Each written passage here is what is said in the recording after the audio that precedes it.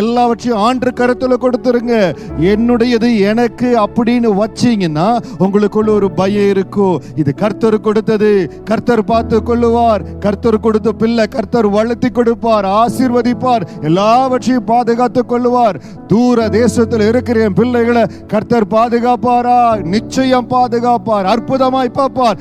நீங்க உங்க பிள்ளைகளை பாதுகாப்பதை விட, நீங்கள் உங்கள் பிள்ளைகளை கருசனையாய் பொறுப்பெடுப்பதை விட கர்த்தர் மகிமையாய் பொறுப்பெடுப்பார், கண்மணி போல பாதுகாத்துக் கொள்வார்.